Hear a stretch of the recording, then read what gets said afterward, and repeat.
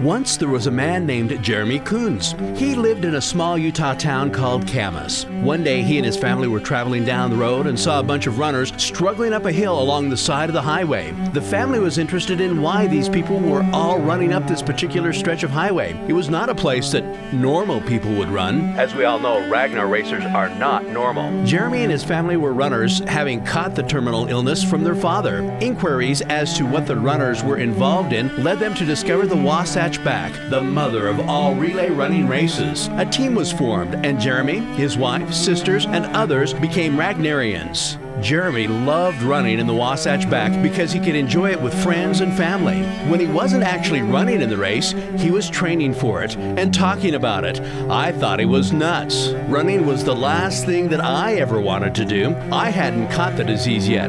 Jeremy's ultimate ambition was to earn the Saints and Sinners medal, and so in 2009, he made plans to do this. He talked about it a lot, and his whole team was excited about it. In fact, his mother started running so she could be part of it. Jeremy, his wife, mother, father, sisters, and some of his sisters' husbands were all part of the team. The Wasatch Back was successful, and the team looked forward to Vegas in the fall. The Vegas race came, and the team began the race. Jeremy ran his first 2 legs when tragedy struck. A drunk driver struck and killed Jeremy soon after he finished his second of 3 legs.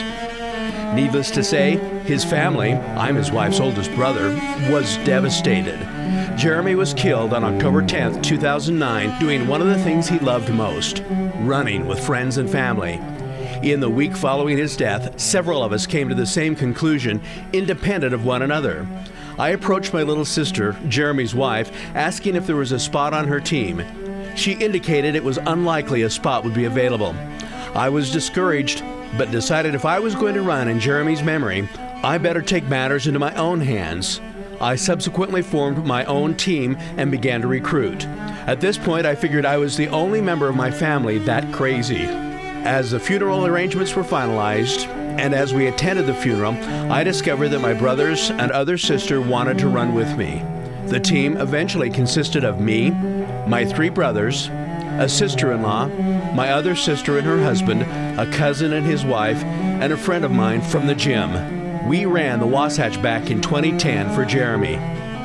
Our t-shirts read, "Don't really wanna be, but we're running for Jer." We were team number 2. Many of the original team are on the Vegas team as well.